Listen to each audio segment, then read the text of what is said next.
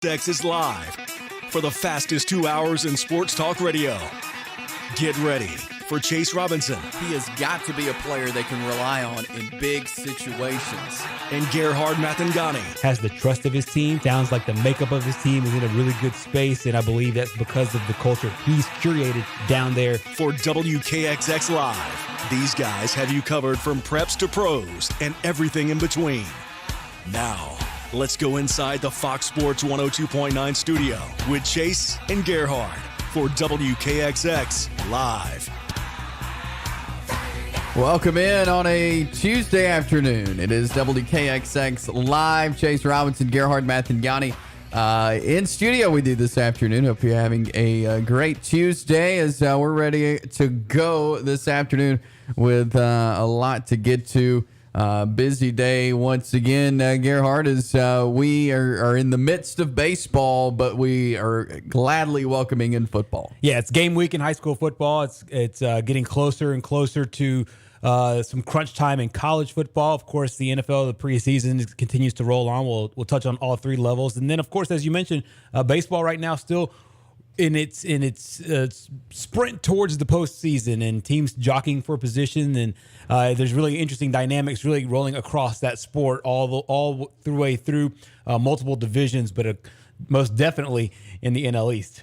Yes, and let's start in baseball because we talked about the Braves. They were on a 6-game win streak going into Game 1 with the Mets last night. The Mets, of course, first place in the NL East, going into yesterday, 5.5 games ahead of Atlanta.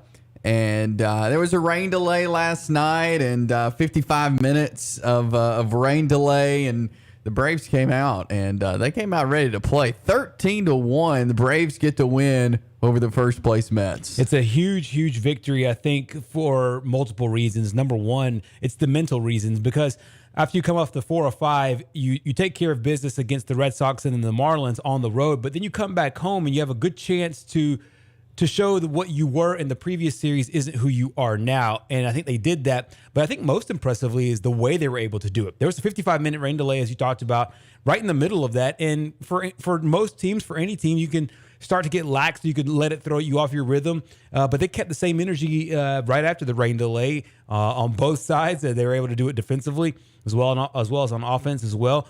A lot of the guys that had maybe been slumping or slumped at some part during the year came back and had a really strong game. Ronald Acuna Jr., most notably with 3 doubles, 3 of 5 on the day with a pair of runs and 3 RBI. He was sensational. He got a lot of other players into the mix as well. The pitching was great with Spencer Strider leading the way there as well. So I think it was great for the Braves, probably more so from a physical or mental standpoint than it was a physical standpoint. Oh, for sure. And you mentioned Spencer Strider. He was able to go 5 innings last night, gave up 3 hits, 1 run, had 4 strikeouts. And, last time he faced the Mets, he had a decent game, but they got a lot of hits off of him. So I think that was a good kind of rebound game for him last night. Yeah, he needed that. And also, I think a lot of these young pitchers, they need they need these bounce back kind of performances, these bounce back games, especially late in the year. The 23-year-old has had a good season overall, but you like to see these late performances. And he's been really good at home here, especially as of late. He's 4-1 at home, a 2.66 ERA when he plays in Atlanta, and 79 strikeouts for the year. So you could tell that there's comfort there when he's playing in front of the home fans. He got it done again yesterday, but then the team was able to give him a lot of run support, which he didn't need. But he was fantastic, and you like to see that, especially from your young arms late in the year. Absolutely. Here's what Spencer Strider had to say following the win last night. Talk the talk was not exactly what I was trying to convey after that game. It definitely needed my chamomile tea. Didn't have that at the clubhouse in New York. So, I was frustrated, and like I said earlier, they're a pesky team, and they just grind out at bats. They don't strike out. They don't swing and miss, and that's kind of how I pitch. So they're sort of the opposite of me. And, I knew it and didn't make an adjustment last week. So I chalked that up to them. I mean, you put the ball in play that much, things will go your way a lot of the time. You got to still hit the ball hard on occasion, and they do. But, so, like leaned into it a little bit and just expected that kind of stuff to happen. Didn't expect to strike a lot of guys out. Just wanted to get ahead, fill up the zone, and sort of let them hit the ball. To piggyback on that just a bit, but more so as a team, after they take 4 or 5 there, for you guys to respond the way you did here tonight, I know it's just the first game, but what does that kind of say in a way about this group? Yeah, I mean, I think it just the way the road trip finished out. I mean, we went and won the whole rest of the road trip. And that's kind of been our thing, Like I've said before, this team just doesn't panic. We don't freak out. We're pretty calm, pretty confident. And, we were excited to play them again for sure, but this thing's a long way from over, and kind of have to take it one day at a time. And, get out here and get a win despite the rain delay is good. So, we're looking forward to tomorrow. That was Spencer Strider last night following the game, and he said it best, kind of his approach. With a team like the Mets, they're going to hit the ball. Right. He wasn't worried about strikeouts. He said, let him hit it, and he had trust in his defense. Exactly, and that's exactly what he needs, because even the last game out, he gave up 6 hits, but it was 4 earned runs that were the real killer for the Atlanta Braves. But when you look at his line from the last time he played, which was against this team, they ended up losing that game 5-2. He gave up 4 of those 5 runs.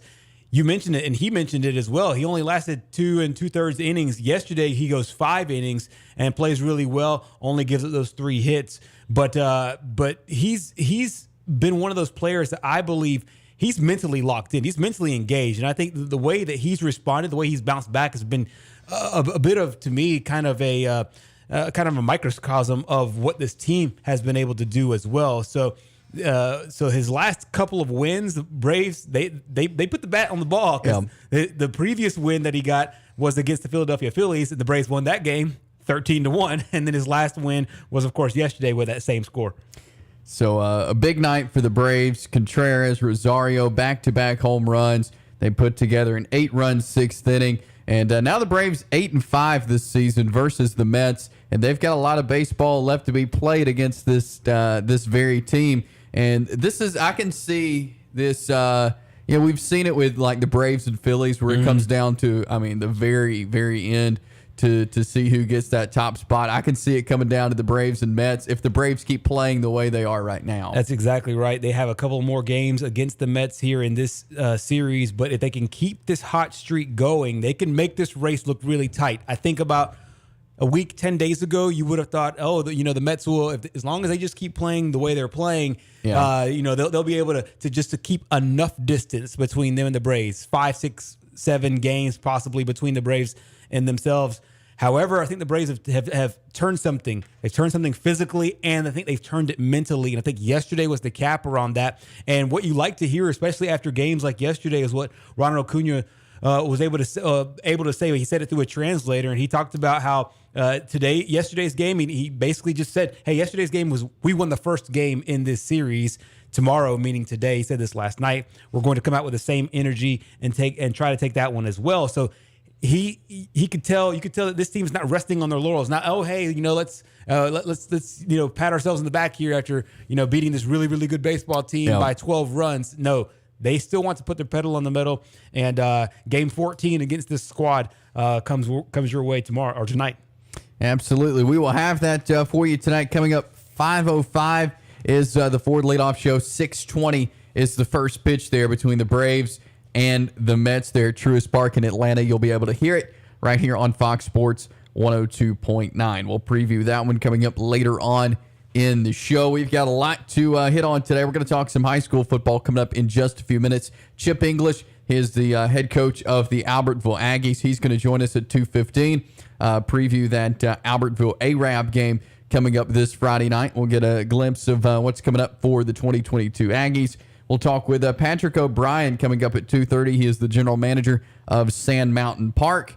And at 3:30, Jimmy Stein from BamaInsider.com, Alabama football analyst there, will join us and give us some updates on Alabama fall camp. So a lot to cover today. And we mentioned, it's game week for high school football. We're inching closer and closer to college football. Had a chance to go out and watch JSU practice today. We'll hear from Coach Rich Rodriguez as well. But I mean, we're 11 days, 12 days away from Jacksonville State starting the season. That's exactly right. And they're in a situation, obviously, learning a brand new offense. And I know there's been some growing pains and some struggles there. And we'll detail those a little bit later. But JSU, one of the first teams in the nation to kick off the college football season. They'll do so on national television. It'll be a huge game. And I know JSU wants to get off on the right foot because, you know, the main talking point this year will be about what's coming up next year, about the move to the FBS. And I know that they want to be able to have a good showing as they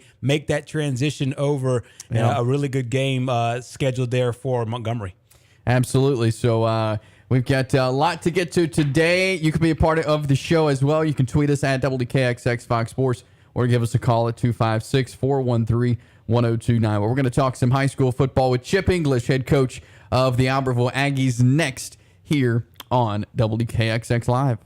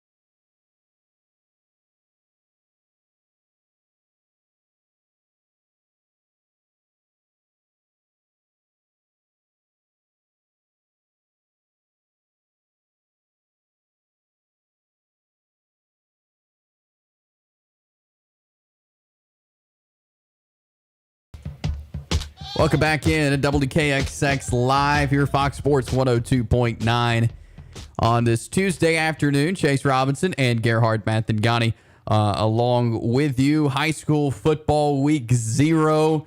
Games beginning across the state of Alabama this week. We're going to talk some high school football now. We welcome on Chip English, head coach of the Albertville Aggies. Coach, how are you today? Doing well. Thanks for having me. Absolutely. And I know you guys had a chance to play in a jamboree this past Friday night against Oak Mountain, get ready for the season to start this week. What are some things you saw, maybe learned about your team as they got to face a different colored jersey last Friday night? Yeah, it was good, man. We had a really good outing against a really good Oak Mountain team. I mean, I really feel like they're going to be in the mix for a playoff seed out of that region, which says a lot. So really, our defense played really well. You know, offensively, we learned a lot about ourselves and kind of where we could go. And, you know, we got to clean some stuff up there. But, you know, not only is it kind of seeing who you are, but it's a level of conditioning as well, you know, building up into that first game, just like the NFL or anybody else. But we had a good outing, man. Some seniors stepped up, and we had some young kids step up too. So that was exciting to see. Coach, going into year 2, what are some of the things that you learned about maybe yourself, about the team, about the school and the community there at Albertville? Obviously, you coached some big-time football before, but what were some of the things that you picked up along the way in year 1 that you'll take with you here to year 2? Well, the biggest thing is, you know, sticking to the process. You know, I'm a big believer in consistency. If you're consistently working hard and if you're consistently doing the right thing, I believe good things will happen. And so we just got to keep doing that, you know. And the thing about it is we've had a good summer, you know, learning the guys, learning the community, being a little bit more involved within the community, I think helps. So really, it's a matter of staying consistent. It's a matter of keeping the guys working extremely hard. You know, I told them, you know, there's not a lot of people that play football anymore, and the reason for that is it's very, very tough. And so the people that are out here, I feel very strongly about, and I feel like they're tough guys. And so, you know, that's one of our core values is toughness, and I feel like we have to have that in order to win. And so building that toughness, building that camaraderie, building that consistency amongst each other has gone a long way. You know, and I've been fortunate enough to do this a couple times with programs and building it up, and we're definitely on the right track. When you look at the team you've got coming out on the field this year, who are some guys that you expect to step up and lead this team beginning with the season Friday night? Yeah, really excited about the team we have and kind of how it's kind of molded and gelled together. You know, offensively, we're going to be led by Andy Howard, the senior quarterback.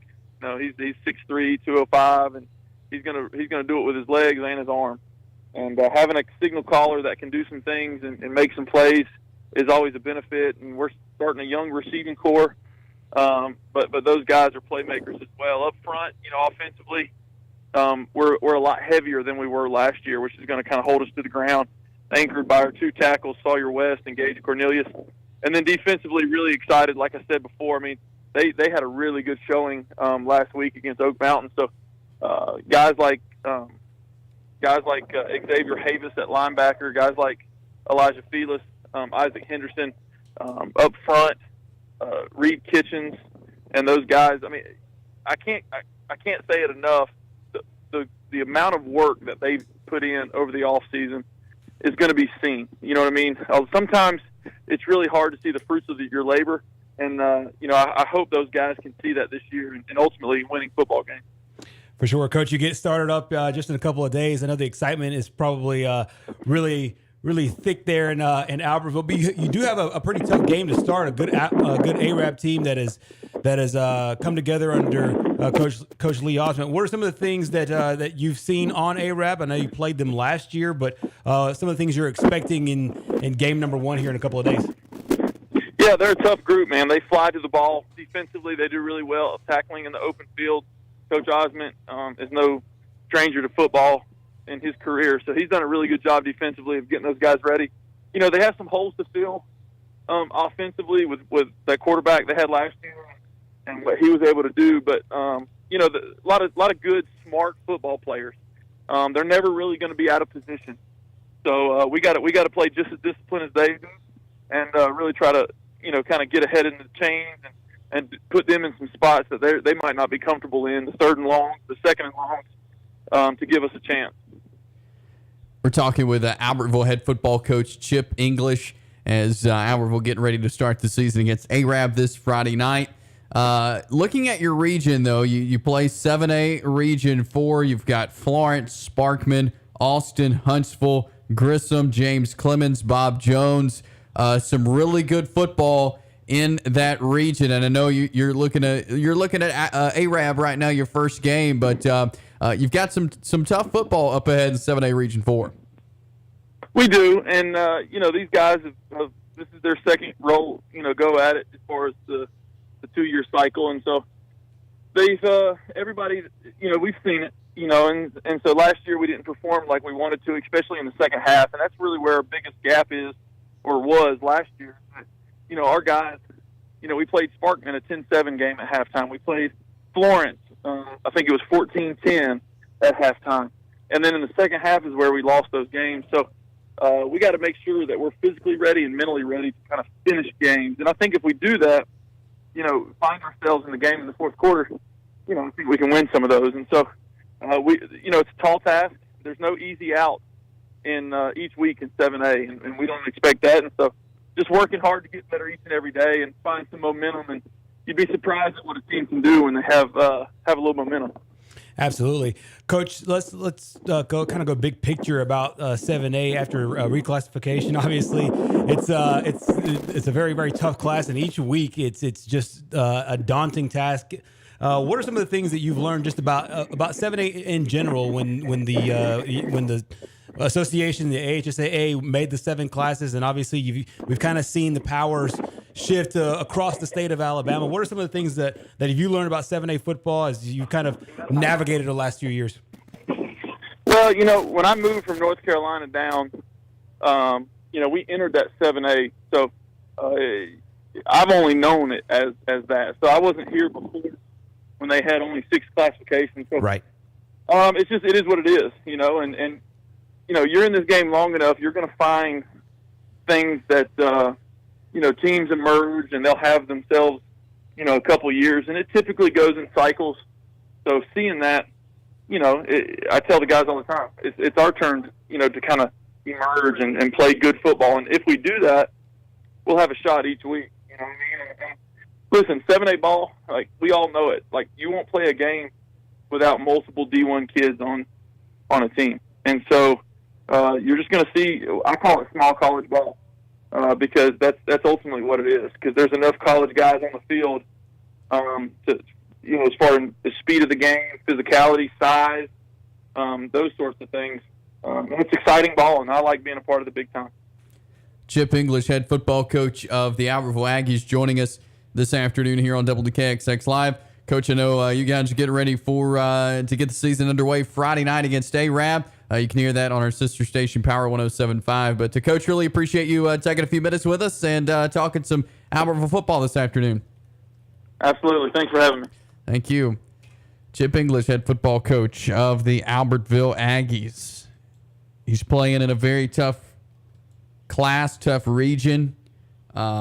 And Albertville being not a huge 7A school. Right. And yet they're stuck playing 7A ball. But he brought up a good point. They were so close in so many games last year. Right. That, they lost games in the second half. And that's something they're going to have to be able to do against some of these really good teams. Finish. That's exactly right. And I think one of the big things that when you take over a program that hasn't had much success, you don't try to try to eat the whole elephant all in once. You build it slowly. You build it brick by brick. And I think most of the good teams do that. They understand that, you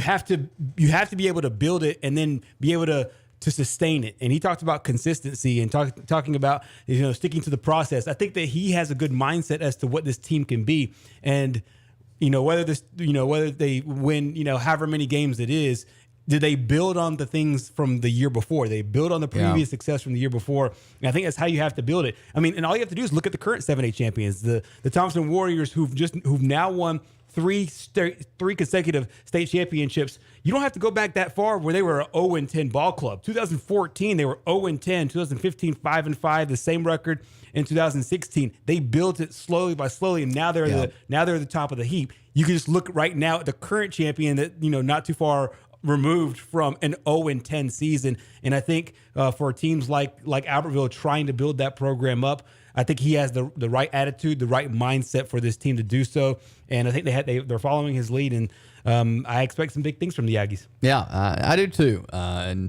appreciate Coach Chip English for joining us this afternoon as, again, Albertville takes on Arab Friday night. You can hear that over on Power 107.5. We'll kind of stay in Albertville. We're going to move over to the Sand Mountain Park coming up next. Patrick O'Brien, he is the general manager of Sand Mountain Park and Amphitheater. He will join us coming up next here on WKXX Live, so stick around.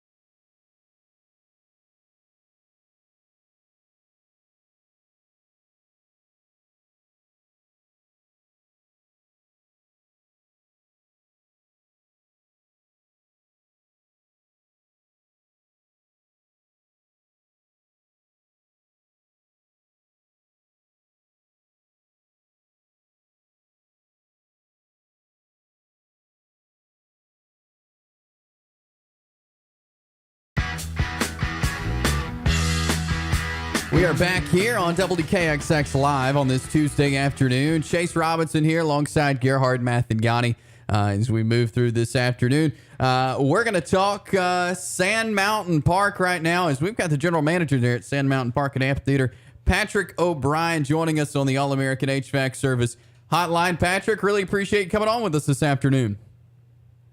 Thank you so much. I am so glad to be with you.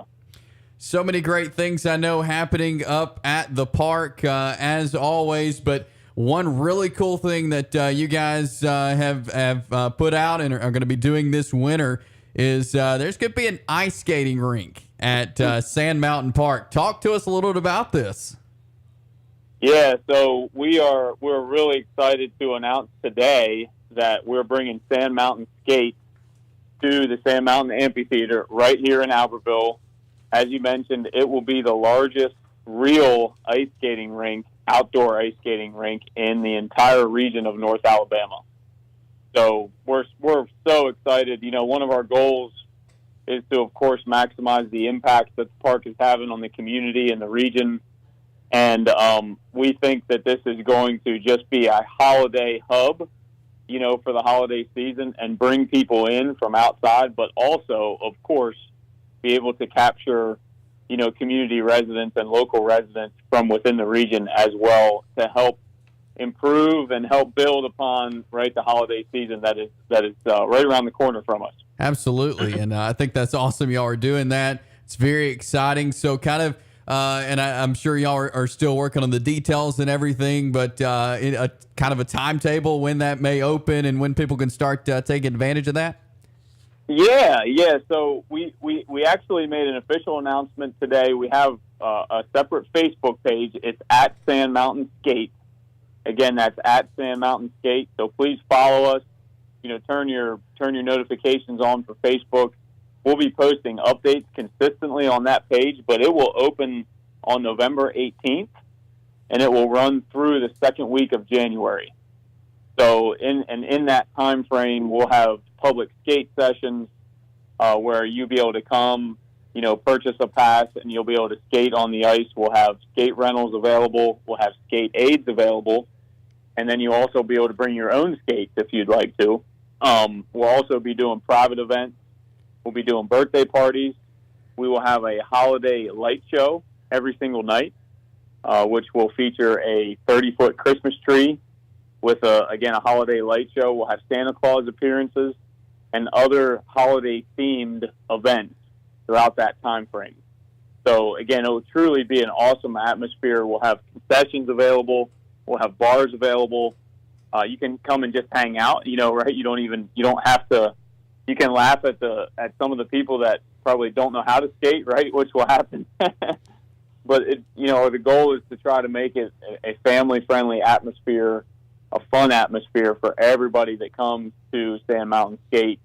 And we're so excited to be able to offer it to everybody. That is really exciting. Again, November 18th is when that will open Sand Mountain Skates. Check them out on Facebook. Go ahead and do that so you can keep up with that. Really cool stuff happening up at Sand Mountain Park. And I know as we head into the fall now, a lot of fall programs and everything. Talk to us a little about what's going on there at Sand Mountain Park.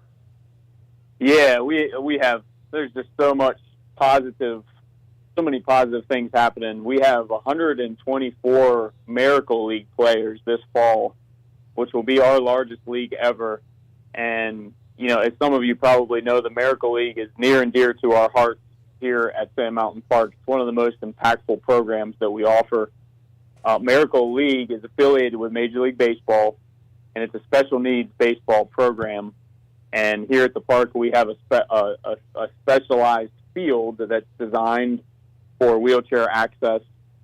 And you know, every season we host a Miracle League, so we do it twice a year. And again, this will be our largest league that we've ever hosted, and we are still looking for volunteers. So if you are interested in being a volunteer, look us up on sandmountainpark.com. And you can complete a form on our info box there. You can email us at info@sandmountainpark.com as well. Or, of course, just come on by the park and, you know, express your interest. but each player gets assigned a buddy for the entire season, and the buddy helps the player through the league, establishes a bond with that buddy, oftentimes with the parent as well. And it's such a special way to give back to the community and impact a population that is oftentimes underserved. And it's a way that we are filling a major gap in the community, and we're just so excited to expand that league as we get closer. That will start right after Labor Day, and so it's an incredible atmosphere. Each player has a walk-up music, and we'll have concessions. We truly turn it into its own event. Oftentimes, there's 150 to 200 people in attendance just watching the games. And so please, if you're interested, we're still looking for a few more volunteers. We would love to have you be a part of this incredibly special league that we put on. Yeah, it does sound incredible. Hey, Patrick, Gerhard here. One of the things, another one of the facilities out there, it's an incredible facility, is the softball facility. I know last year Jacksonville State and the University of Alabama were scheduled to play. Mother Nature pitched a no-hitter there, not letting that game take place. However, they are trying to run it back here in October, and fans can still buy tickets, correct? Yes, that's correct. Yes. You go to sandmountainamphitheater.com or sandmountainpark.com, either one, and we do still have a few tickets left. It's approaching a sellout. The game is October 12th, which is on a Wednesday night. It will be right here at the park at our American Complex. And it will truly be an incredible atmosphere for softball fans. Like you said, University of Alabama will be playing Jacksonville State University. Again, that's Wednesday, October 12th, and we do have tickets still available. They will not be available for long, though, so we encourage you to jump on that as quickly as possible. There you go. Lots going on at Sand Mountain Park. There with the softball coming and the ice skating coming this winter, Miracle League. I know the adult leagues going on right now, and so kind of give people once again a place where they can get all the information and what's going on up at Sand Mountain Park, Patrick. Yeah, absolutely. Yeah, our website's a great hub for info. Our website is sandmountainpark.com. Again, that's sandmountainpark.com. And then the park has a Facebook page, which is at Sand Mountain Park. And then the amphitheater also has a web or a Facebook page. That is at Sand Mountain Amphitheater. And then, as I mentioned previously, we just launched Sand Mountain Skate, which will be our real outdoor ice skating rink, and that's Facebook page is at Sand Mountain Skate. So those are all ways to connect with us. Again, follow us.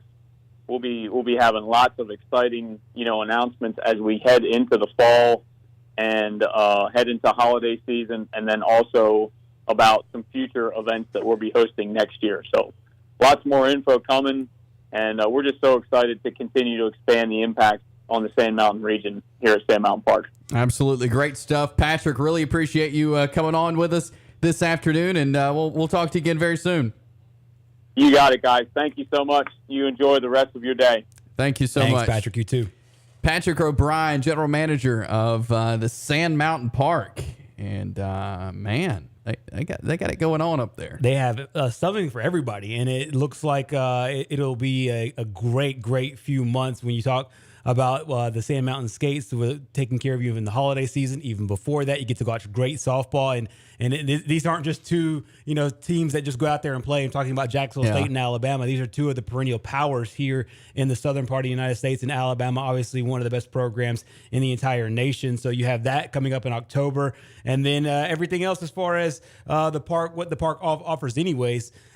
Just on a day-to-day basis, it looks like it'll be a really fun time in these next few months between now and the end of the year, actually through January, to get out to Sand Mountain Park. Absolutely. I appreciate Patrick O'Brien for joining us here on the show this afternoon, and lots of exciting stuff there at Sand Mountain Park. Check them out there on Facebook and then sandmountainpark.com.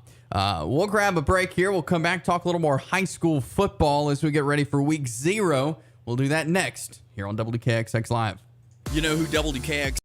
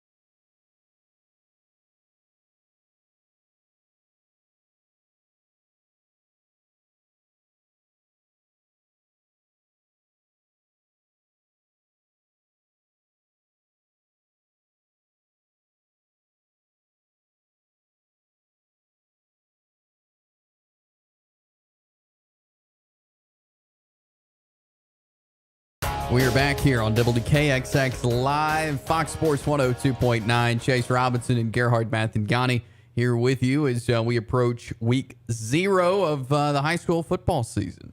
This week, a couple of games on Thursday, quite a few games on Friday, still a few Jamboree games, but a lot of these, man, we're kicking the season off this week. That's exactly right, and we have a lot of games that are of note in the area, and I love these week 0 games because after reclassification, everything resets. And so if you're in a region with your arch rival and now you're not in the same region, you can still go ahead and schedule that game. Or a lot of teams like to schedule games against other teams that are supposed to be good. So you have a lot of top 10 matchups and both in the same classification, and you also see some intermingling of classifications as well. So a lot of interesting matchups on the slate. So even if your favorite team is either playing a Jamboree game or not playing this week, there's several games in and around the state of Alabama that are of note.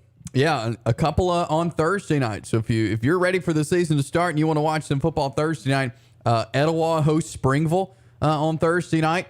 And then Asheville hosts St. Clair County on Thursday night. So a couple of Northeast Alabama teams on Thursday.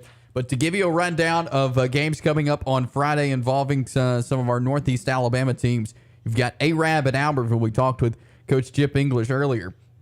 Gerhard, Anniston at Welborn is just a classic Calhoun County matchup. And I think could be a good game this year. Yeah, I think a lot of people that know those two programs, know those two schools, understand the history and the tradition. But then also this year, both teams bring a really, really solid squad to the field. And so to see the rivalry renewed, and then at the same time, Anniston's got a lot of players that are Division I type players. And you obviously have McKeldry, who is committed to the University of Alabama. So there's some obviously great talent on the field, but at the same time, it renews a legendary rivalry.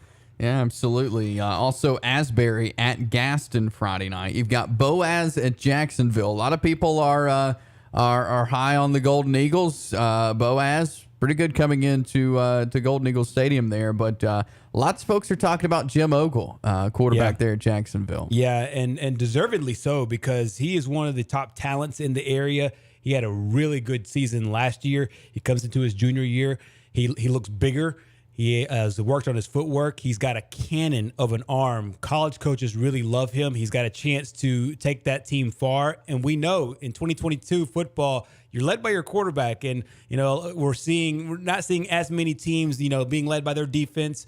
We're still seeing some teams led by the running game, but it's become a passing game. It's become a game that is more spread out. And when you have a good quarterback that could take the ball down the field, it can do a lot of damage, and he's one of the guys that has got a super talented arm, and they got some great players around him, and obviously a really good coaching staff under Clinton Smith. Absolutely. So Boaz at Jacksonville, Carrollton, Georgia at Gadsden City. You got Cherokee County at Model, Georgia, Cleburne County at Mount Zion, Donahoe at Weaver, Fort Payne at Scottsboro. You got Geraldine at Coosa Christian, Gunnersville at Southside, McAdory at Oxford, Moody at Pell City. You've got Ohatchee at Sax, Cleveland hosts Aniana, Plainview on the road at Priceville, Raglan is at Vincent. You got Spring Garden hosting Sand Rock, Galesville hosting West End, Cedar Bluff hosting Winterboro, and Westbrook Christian at St. John Paul II.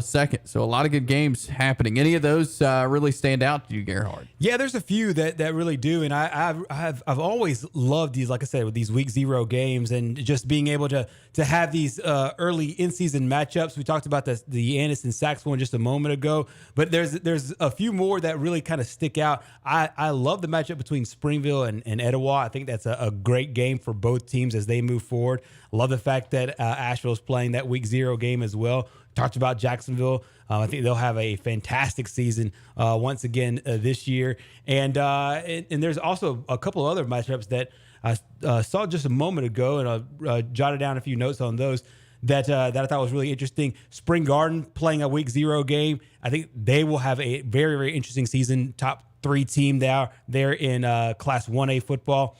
one of the better matchups, in my opinion, is in that Asheville game that I talked about just a moment ago. Yeah. The Arab Albertville, to make sure to see if the Aggies or the Knights can get off on a great start. And how about Southside and Guntersville? Guntersville, once again, coming in with a really solid football program, and Southside dropping down to 5A after playing a lot of years in Class 6A. I think that's a really interesting matchup.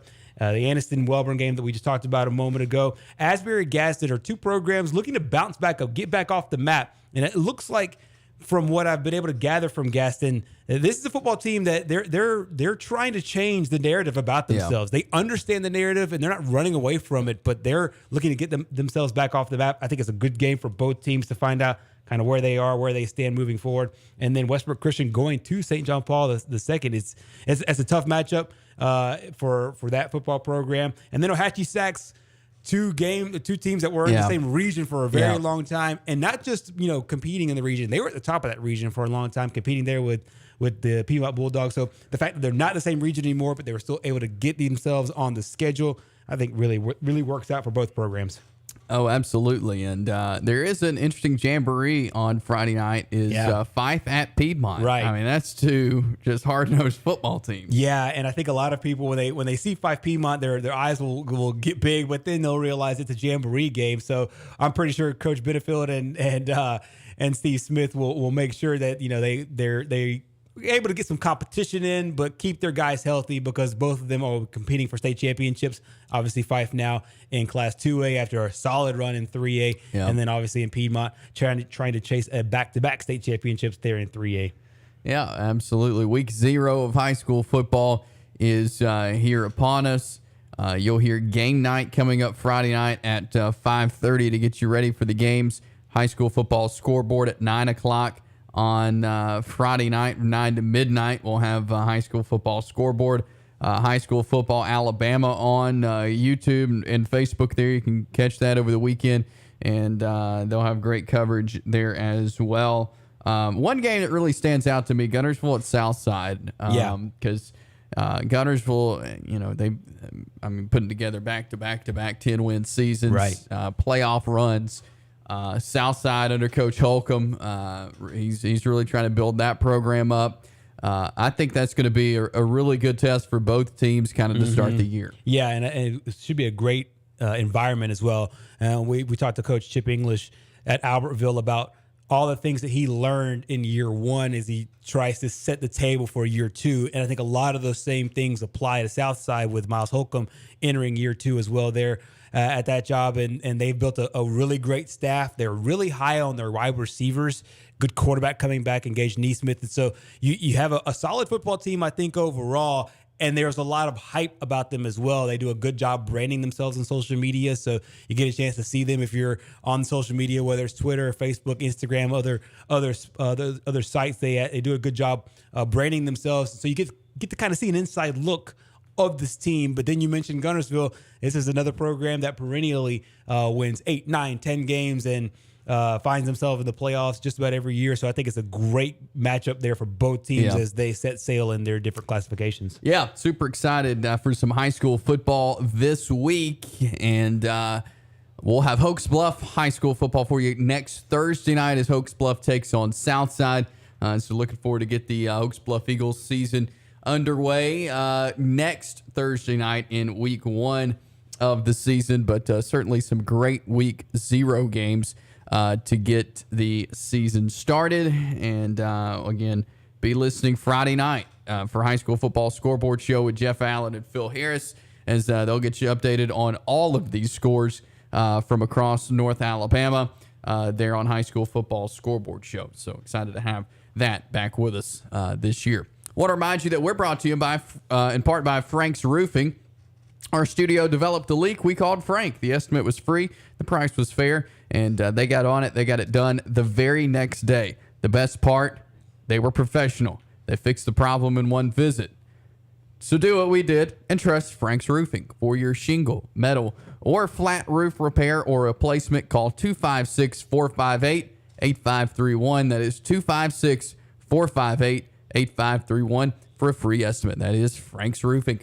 We have got hour number 2 on the way. Jimmy Stein will join us at 3:30 with BamaInsider.com. We'll talk some JSU football on the other side here on WKXX Live. Night of Fire.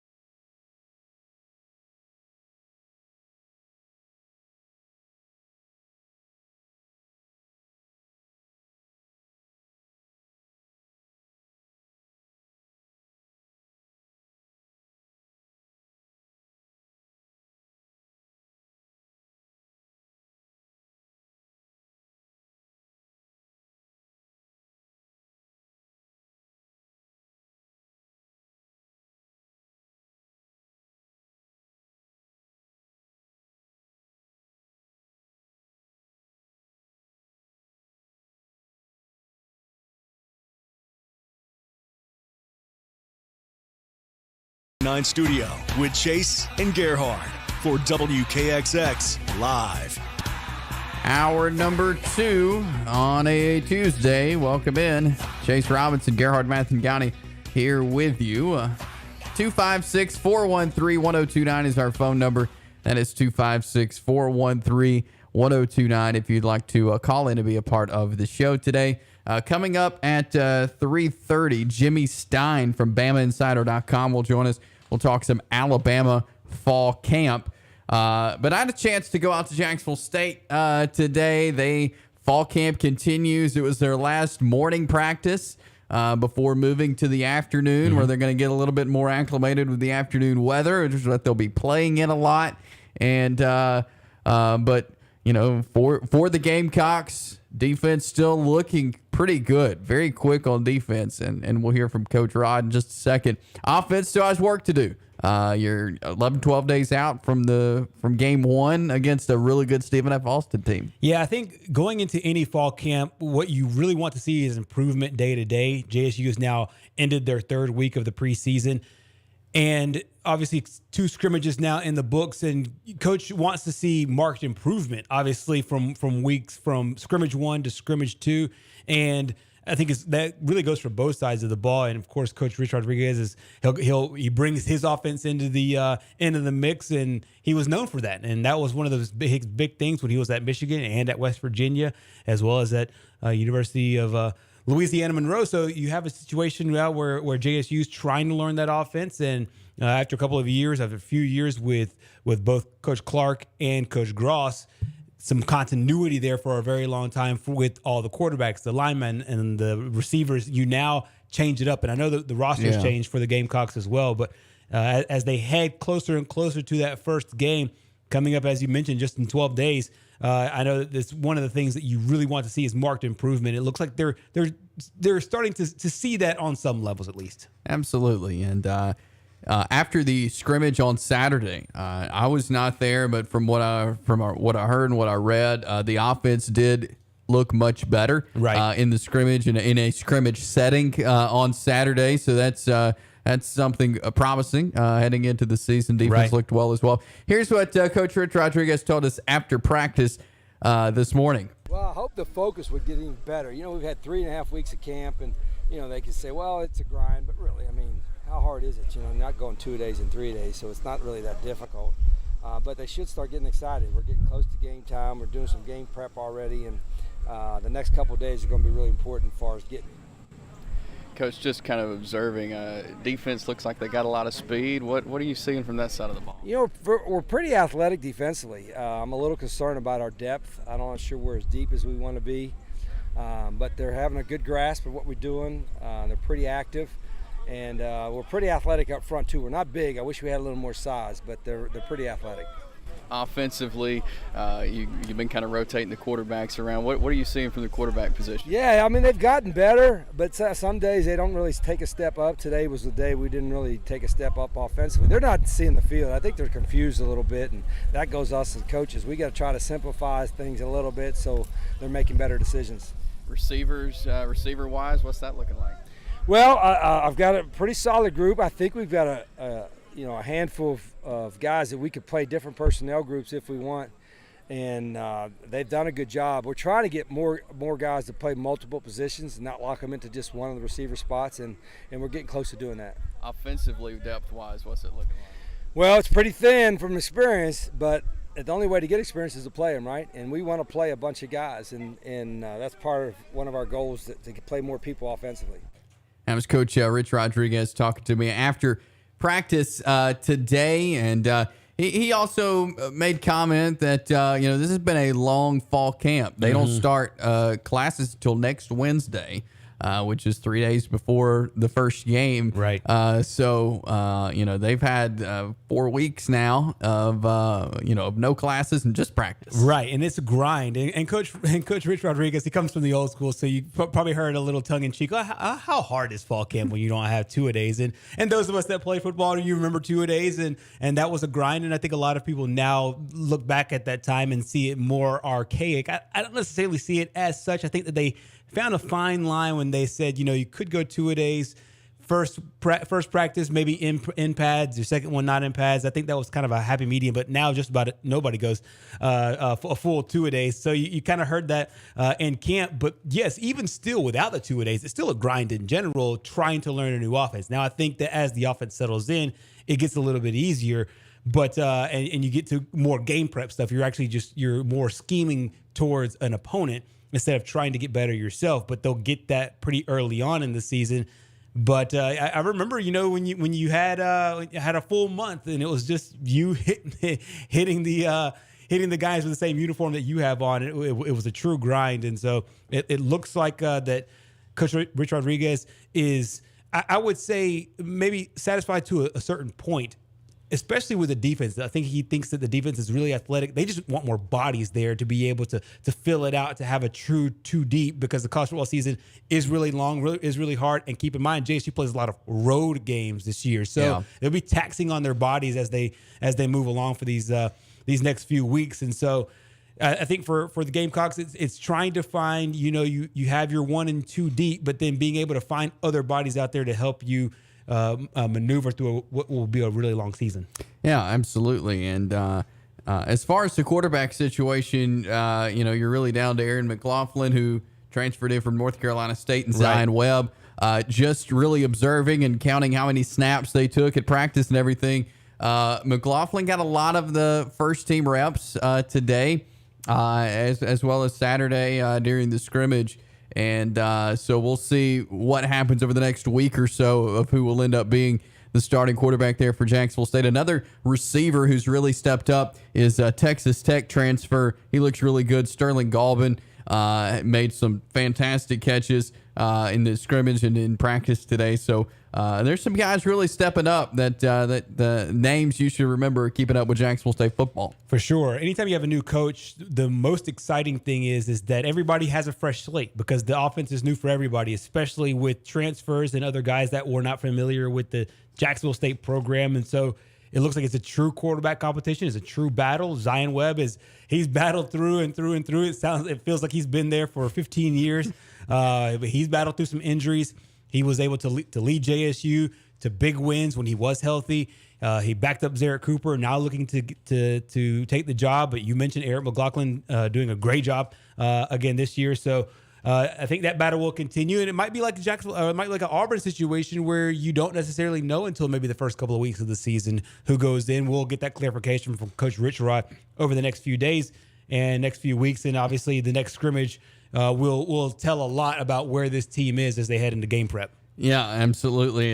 They've started doing a little game prep, he said, but they'll get into that more later in the week. But they're going to get to the afternoon practices beginning tomorrow, because a 2:30 kickoff on August the 27th in Montgomery, Alabama is it's going to be warm. It's going to be very, very, very hot. And I know, obviously, television has done a lot to dictate kickoff times and whatnot, but that was going to be a toasty one. Their last few games in the Crampton Bowl, it's been a night game. It's been, this is now the FCS kickoff. They played a game against UAB. I think they played this. I think this is their third year in a row to kick off the game in Montgomery, and the other ones were night games, and it was a little bit easier. But you might try to pray for a rain early that morning, a little bit that afternoon, to hopefully bring the temperatures down a little bit. But it's August 27th in Alabama. You expect the heat and humidity to be out there in full force. And Stephen F. Austin, the team from Texas, they're used to the heat as well this time of year. Yeah, absolutely. We'll be your home for Jacksonville State football once again this year, beginning August 27th, as Jacksonville State takes on Stephen F. Austin there in Montgomery. We'll grab a break here, come back, talk a little more college football from the playoff side of things. The sites for the national championships over a couple of years in the future were announced. We'll look at those. We'll dive into the NFL a little bit. Stick around. We've got more. It's WKXX Live here on Fox Sports 102.9. Being an Army Ranger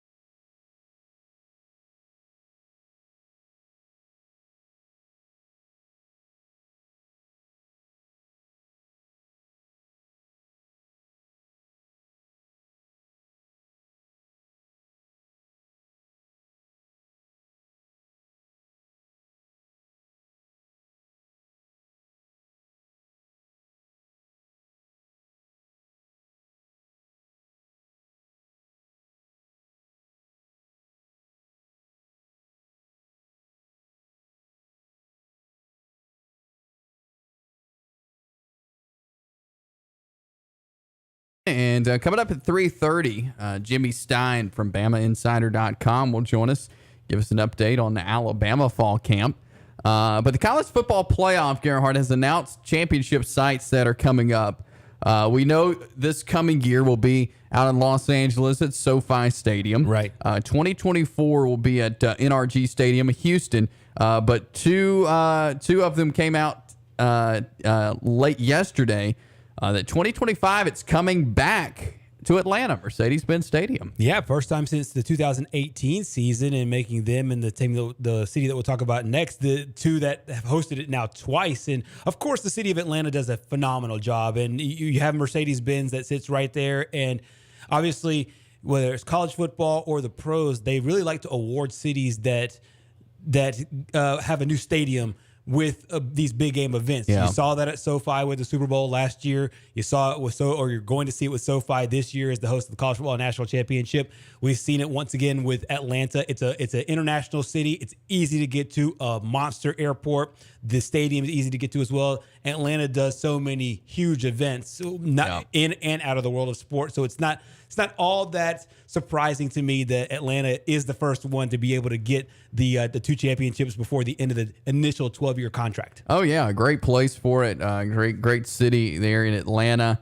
And then 2026 Hard Rock Stadium down in South Florida, in Miami. So Atlanta and Miami will be the first to host two national championships. That's right. And I think the Miami play was actually a really good one because Miami did not get the full scope of what it could have got the previous time, because that was the 2020 year. Yeah. And the COVID-19 pandemic really limited a lot of what you could do from a sports standpoint. And in a lot of ways, I wouldn't be a bit surprised if Miami actually lost money doing it that way with the pandemic. So the fact that the final year of the 12-year run goes back to the city that was hurt that much by the pandemic is to me is really good. And I know that the CFP director and Bill Hancock was really happy to be able to get Miami back on the slate. Miami's a lot like a lot like Atlanta, where they are a great host as well. Hard Rock Stadium's a really solid stadium, and Alabama's had success there. You might remember that's where Alabama knocked off Ohio State 52-24 in that 2021 championship game. Devontae Smith went off in that contest, 215 yards overall. So you have a great, I think, great lineup when you talk about L.A., Houston, Atlanta, and Miami to end off. Like we said, this is the end of that 12-year contract when the CFP initially started. Now, hopefully, we maybe see a wider playoff by then, but as of right now, it'll still be 4 teams. Do you like them going to these NFL type stadiums, or would you like the Rose Bowl and Fiesta Bowl and in New Orleans and all those? Yeah, I mean, I'm not a purist in that way where I would want it to go to the Rose Bowl, the Cotton Bowl. Maybe if you do stops at those places, I would love the Rose Bowl to be able to have a championship game like they did before in the past. But I do like it being in these NFL stadiums. It does sometimes feel a little corporate, and that people's knock on the Super Bowl is that as well. It feels corporate once you get there. It doesn't feel like your normal championship type setting. But at the same time, I understand, hey, if a city builds a stadium, I really like those cities being rewarded with the extra financial boost of building a stadium and then being able to get the game out there. So I would love for them to sprinkle in some Rose Bowls, maybe the Cotton Bowl, some of the stadiums that used to house huge college football games. But at the same time, I do like the way that it stands right now. So I would love to see maybe LA and Pasadena. But if it's LA, Houston, Atlanta, Miami, I don't have that much beef with it. I agree with you there. Let's move over to the NFL now, as the New York Giants giving Tyrod Taylor a little few reps there in the quarterback position. That's right. Brian Daboll came out with an interesting statement today, and he held a press conference today and talked a little bit about their previous matchup. They had their first game in the preseason against the New England Patriots. They ended up winning that game on a last-minute field goal, and Daniel Jones is in a really key year for him. I think this year is a year where they'll decide whether they want to stay with Daniel Jones as they move forward as an organization or look elsewhere, maybe draft a guy. But Tyrod Taylor will get first-team reps with the New York Giants offense. And keep in mind, Brian Daboll, this is his first year with the Giants. did a great job with Josh Allen in Buffalo, considered now one of the best quarterbacks in the entire league. Yeah. Dable, of course, was a Saban assistant, also a Bill Belichick assistant. He understands what it takes to have top-level football. He wants the New York Giants to be that. So he's saying, hey, whether it's Daniel Jones or Tyrod Taylor, we want to be able to make sure that both of them get reps. He'll get, as we get going here in terms of the preseason games, we'll talk about whatever we think is best. But I have full confidence in Daniel and full confidence in Tyrod and what his role is. Each day we sit there, we evaluate the guys, but, will he get a few reps here or there? He might. Brian, will that be, is that any reflection on Daniel? Or? Absolutely not, no. I learned from a pretty good coach a while ago, usually he doesn't tell those guys when he throws them in because that's what the backup's job role is you have to go in a split second and not like, you prepare like you're a starter, but, fourth play of the game, something happens, you're in, you got to be ready to go. So, I don't necessarily think we'll tell those guys when that'll happen. So for clarification, Daniel Jones went 6 for 10, 69 yards in that opener against the New England Patriots, and Tyrod Taylor went 13 of 21 for 129 yards and a touchdown in that game as well. He referenced, playing for coaches that just would throw guys in. I think both Saban and Coach Belichick have been known to do that in the past, where hey, the backup needs to be ready, and so Tyrod Taylor will get some looks there in practice. But a very I think key year for Daniel Jones going into his 4th season. A lot of teams start to make these decisions. Hey, is this our franchise guy moving forward? They had Eli Manning for a very long time, won him a couple Super Bowls. They want to see that next guy come in there and have them competing for Super Bowls as well. And I think Daniel Jones is in for a really good season. But if anybody could turn around a quarterback, I think it's Brian Dable, who did a great job in Buffalo. Oh, absolutely. Great offensive mind. And, he's one of those guys, if you're a quarterback, you want to be around a coach like that.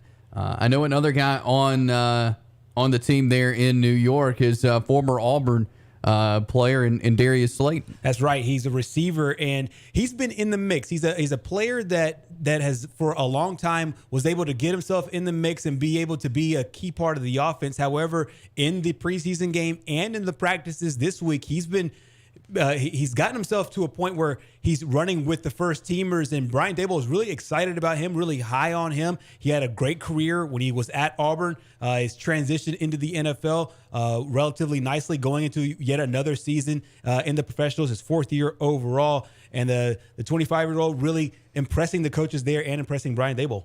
There were certain plays that I wanted to see him on.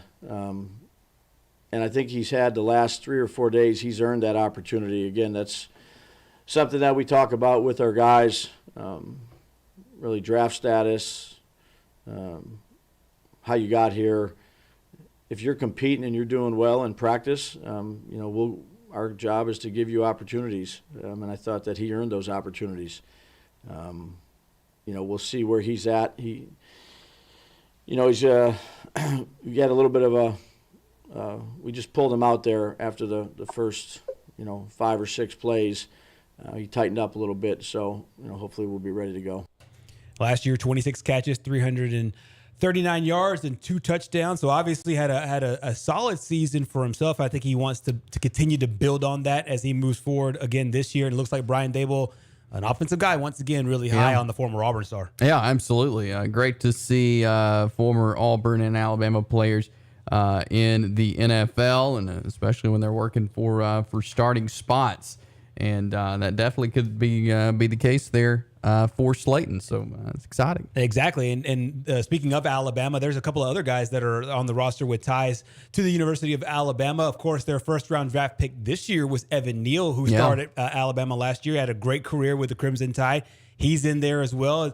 They're really excited about him. Brian Dable and his guys obviously familiar with Evan Neal, familiar with the Crimson Tide program. They went to his pro day. I remember seeing Brian Dable there and talking to Coach Saban and other guys from Alabama, getting all the background information that they wanted on Evan Neal. They ended up drafting him, and they also drafted the Kadarius Toney, or the guy from Oregon, the Thibodeau, the defensive end from Oregon.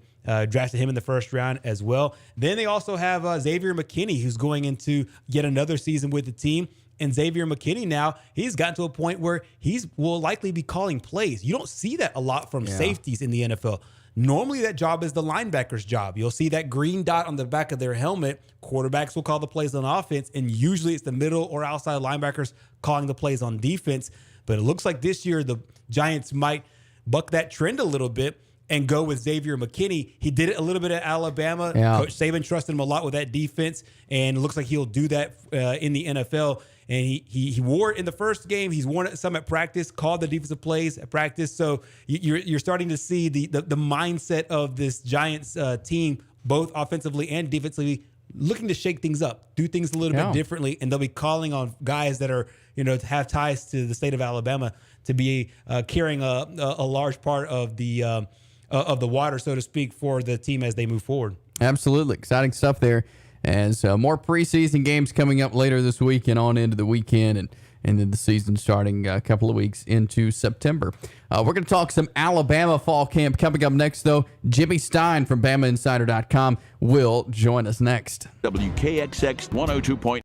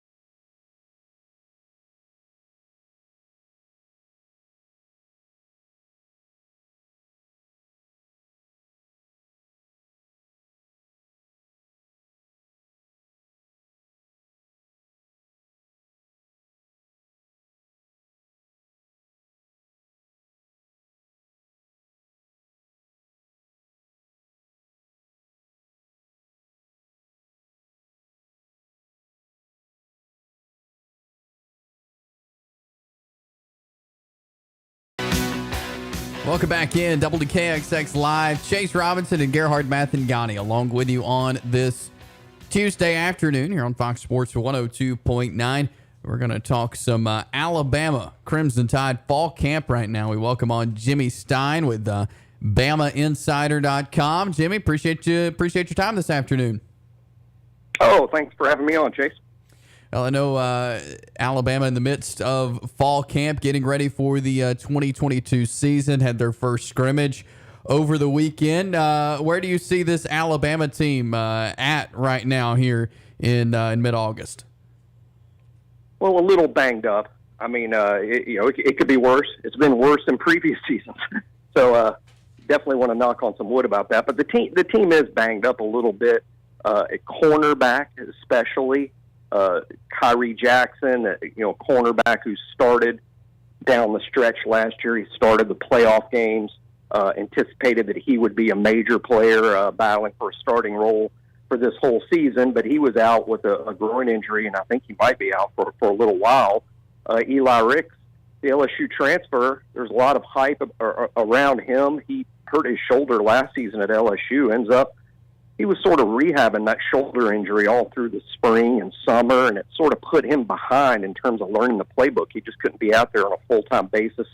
So he's playing, but that injury is what kind of kept him out of the playbook, kept him off the field a lot in the spring and in early fall camp. He's just trying to play some catch-up there. So cornerback health has been an issue. Tight end, Alabama starting tight end, as most people know, Cameron Latu. He has a knee issue, a minor knee issue.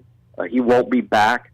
He's missed all of fall camp to date. He may be back before the first game. We don't know for sure. Coach Saban hasn't really updated us on that, but you get the impression from Coach Saban that they expect him back for when the games start. But he hasn't been out there, and they don't have an ideal situation at tight end depth-wise. All the depth are very young players who haven't played. So there are some issues. There are some deficiencies they have to work around, but for the most part, I think this team's number one preseason ranking in the AP poll and the coaches poll is deserved. It's not unexpected. Returning a Heisman Trophy winner on offense, returning Will Anderson on defense. The Tide has a lot to build around.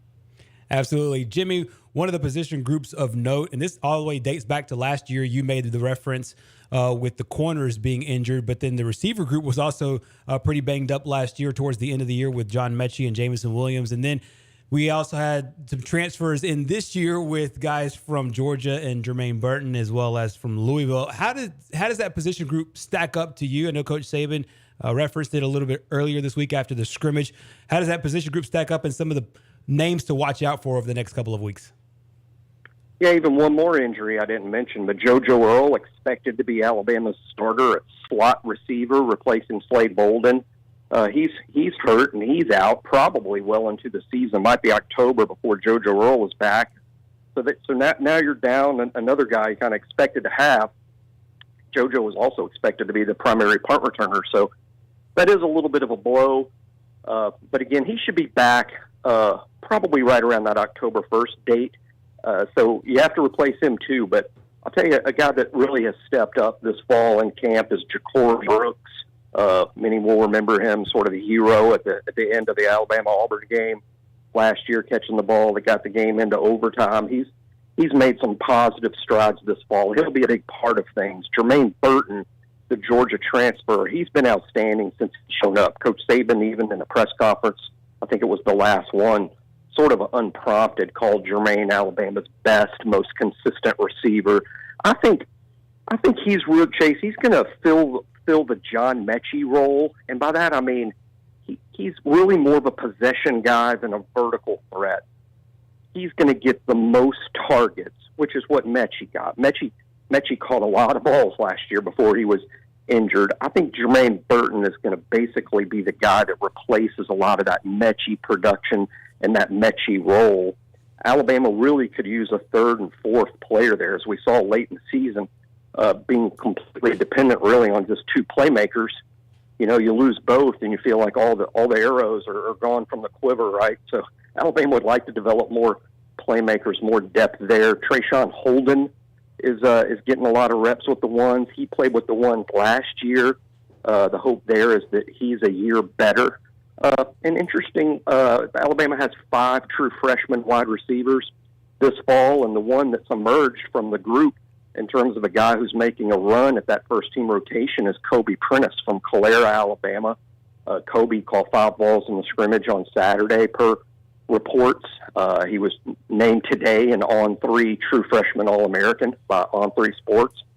So Kobe Prentice is a guy to look for in terms of, hey, here's a new name that wasn't on the team last year, and he's getting a lot of reps. The other transfer, Tyler Harrell from Louisville, again, a little bit like Eli Ricks. You know, he shows up this summer. It's a completely new system. It's a completely new set of terminology. Then he got banged up and had to, wear a black jersey and not be able to participate fully through practice. So he's a little bit behind, but I think as the season goes on, Tyler Harrell will play a bigger and bigger role. We're talking with Jimmy Stein, BamaInsider.com, as well as the Locked On Inside Alabama podcast. Jimmy, when it comes to the running backs, Jahmyr Gibbs is the guy that everybody's talking about. Georgia Tech transfer coming over to Tuscaloosa. What else? Who else is in that running back room that we can expect maybe can get some touches alongside Gibbs? Probably late last season, Chase didn't make enough of a big deal about this. A lot of the talk in the playoffs was that Alabama lost Mechie in the game in Atlanta against Georgia, and then would later lose Jamison in the first half against Georgia in Indianapolis. But the fact of the matter is Alabama really missed the running backs, Jace McClellan and Roydell Williams, that were lost during the season. Alabama sort of finished the year with only Brian Robinson and Trey Sanders, and B-Rob was playing with a bad hamstring that he suffered in the Auburn game. And, of course, as we all know, Trey Sanders still basically recovering from a terrible automobile accident that had happened the previous November. So Alabama could really use some depth behind Gibbs. I don't think there's any doubt Gibbs is going to be the number one guy. He's going to be the guy that gets the most touches. He's going to catch a lot of balls out of the backfield. That's sort of his specialty. It's what he's best at. But he'll get the most carries, too, most likely. But Jace McClellan and Roydell Williams, they're both back. They'll play significant roles off the bench. Trey Sanders is hopefully, another season, another year removed from the auto accident. Trey actually is one of the few players. I thought he looked better and better as the season progressed last year. I think he's just getting healthier by the day, by the week, by the month. So you hope you see the healthiest Trey Sanders that you've seen in a while. A freshman, Jamarian Miller, was very impressive, I thought, this past spring. In the event you get a couple of injuries, he's a guy that could provide some helpful depth. But I think other than, when you feature a Heisman winner, it's going to be the Bryce Young show. But Jahmyr Gibbs is going to be, let's say he's going to be a Robin to Bryce Young's Batman this fall. He's going to be the sidekick, and he's going to be an extremely valuable part of the offense. Hey, Jimmy, Gerhard here. Defensively, it looks like the front seven at least are set. You have DJ Dale's back, Will Anderson. You also have Jalen Moody, Henry To'oTo'o, Dallas Turner. Who are some other guys, though, that might be able to step up this year? It looks like that unit, on paper at least, returns a force of players that had major production last year. But some of the names that maybe come Thanksgiving will be not necessarily household names, but just names that have really contributed to this team big time. Yeah, it's a great question because I think it's fairly easy to identify the returning guys, and they're the reason for a lot of this hype and these number one rankings is the front seven sort of returns intact, really. 4 defensive linemen are back from the first-team rotation a year ago. Both starting outside linebackers are back. The Mike linebacker's back, starting his 4th year in the SEC. He's just spent his first 2 years at Tennessee, but now he'll be in his 4th year as a starting Mike linebacker. So you have to love that amount of experience. What Alabama's hoping to do this fall camp is build some depth around those guys. And a couple of guys have emerged to provide that depth. A true freshman defensive lineman, Jaheim Otis, who Alabama signed. He's sort of seen as a long-term project because he was so overweight when Alabama signed him. They just knew, hey, if we get this guy to shed some pounds, he could really be something. Who would have known that the kid would work so hard? He's lost 70 pounds in his 8 months on campus. Wow. So Otis has gotten in playing shape very fast, and beyond that, he's proved very good on the field. I think this is a kid who's sort of playing his way into the rotation against maybe even the expectations of the coaching staff. At inside linebacker, Alabama returns fifth-year player Jalen Moody. He had briefly entered the transfer portal before Alabama's coaches recruited him out of the portal and back onto the field at Alabama. And he's got you expect to be the starter, but he's being really pushed by sophomore linebacker Deontay Lawson. Lawson is a super athletic kid, sort of one of these what I call new age inside linebackers. And my day growing up, the inside linebacker was a little bit like Buckus. You play in the tackle box. You trade paint with the fullback. You make all your plays in a phone booth. Well, today's inside linebacker can run, cover, tight ends, even receivers. They can rush the passer. Basically, ask them to do everything. It takes a heck of an athlete to do that. So in that battle at will linebacker between Jalen Moody and Deontay Lawson, there's a couple of interesting contrasting styles there. Moody's sort of throwback, Lawson, the new age type linebacker. I won't be surprised if we see some level of a platoon there with Moody playing on the rundowns and Lawson playing on the pass downs. Alabama has done that in the past under Saban. I remember when C.J. Mosley was a real young player.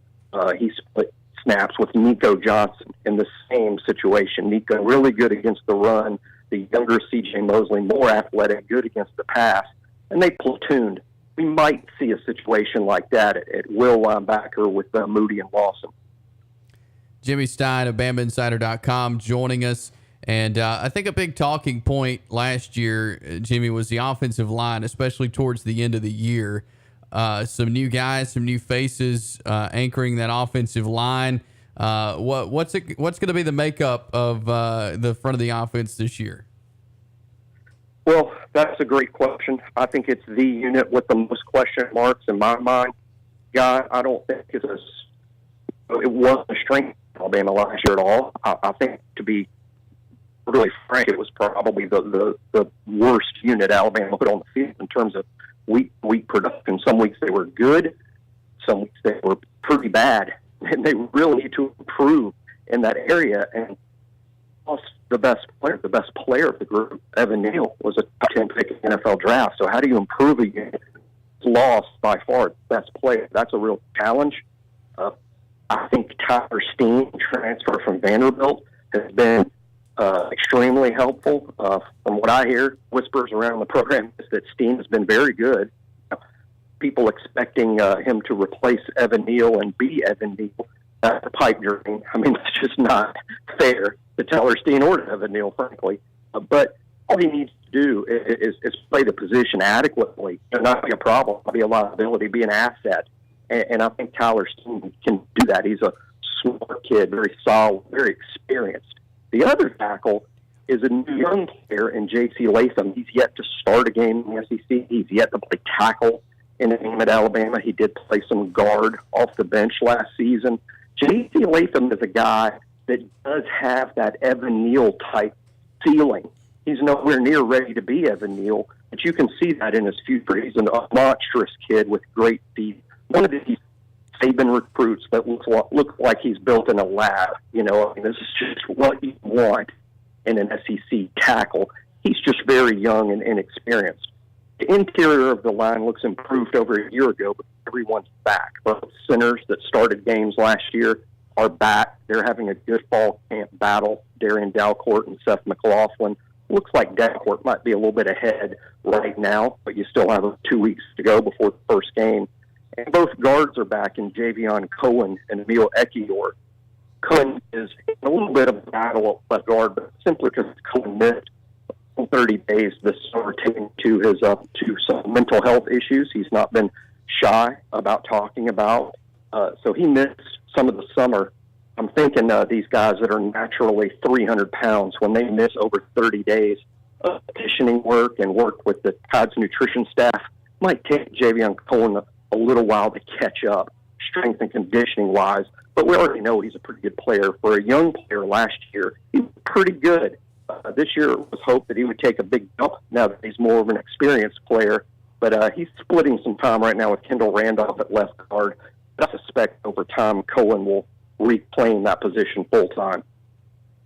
Absolutely. Jimmy Stein, BamaInsider.com, covers the Crimson Tide, also co-host of the Locked On Bama podcast. Jimmy, as always, we appreciate your time. We'll do it again real soon. Oh, thanks, guys. Thank you. Thanks, Jimmy. Jimmy Stein, BamaInsider.com, joining us here on WKXX Live. And again, always interesting to see what's, not many eyes get to see what's going on in Alabama fall camp, so you kind of have to rely on what you hear, but good information there out of Tuscaloosa. For sure. And there are some things, obviously, he made mention of it, that there's some things that we know for sure. We know, there's no quarterback battle. There's no battle for that linebacker position that Will Anderson plays.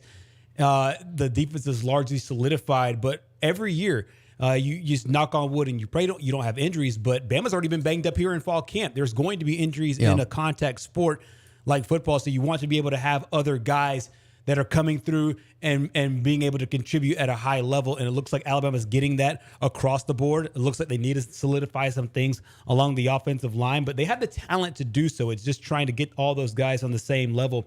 But it looks like some of the young players have really come up and stepped up, and you talk about a guy like Kobe Prentice, true freshman, played high school football last year, already making a big name for himself there on campus and at a really important position at wide receiver, as they've already lost JoJo Earl for a little while, and they're trying to find some production there. And then he also talked about Tyler Steen and J.C. Latham along that offensive line. And how about Deontay Lawson as well, the inside linebacker? And he really made a good juxtaposition between he and Jalen Moody, one guy that plays the run really well, one guy that plays the pass really well. So don't be surprised to see both of those guys on the field. So you're right. All these smaller insights are things that we don't get, but it'll be good to see as the season rolls along, these things play out, which with Jimmy and others are getting a firsthand look at, so to speak. Absolutely. And so appreciate Jimmy Stein, BamaInsider.com, joining us here on WKXX Live. We'll wrap up the show. We'll look at the Braves-Mets Game 2 when we come back here on this Tuesday. You know who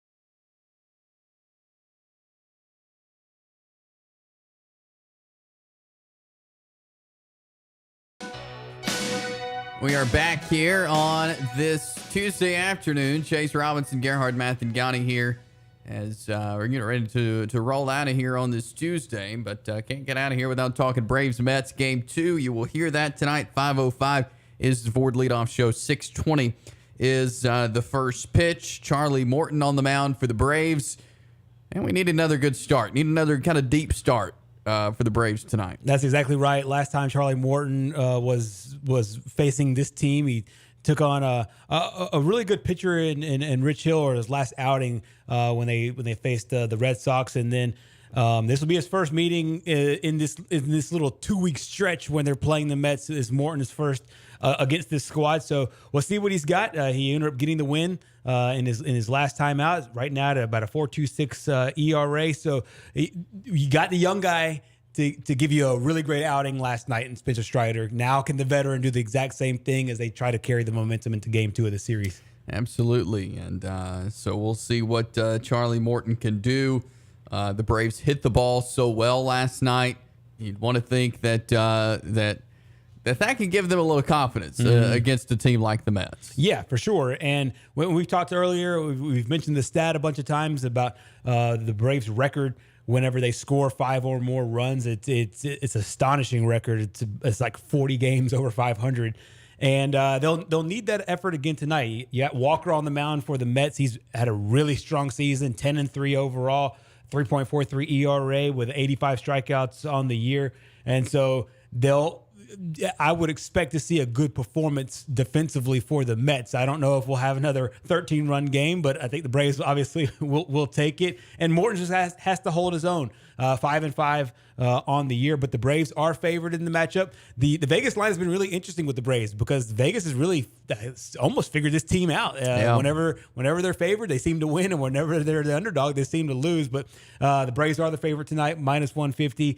Mets at +127, and once again 8.5 runs, and so they're expecting once again another higher scoring ball game between these two out in Vegas. But a great game yesterday. They want to obviously carry that here into Game 2. Absolutely. And so you will hear Braves baseball in just a little while. 5:05 airtime, 6:20 first pitch there between the Braves and the Mets in Game 2. That is all the time we have for you today. Appreciate all of our guests for joining us. We had Chip English, Albertville head coach. We had Patrick O'Brien, general manager of Sand Mountain Park.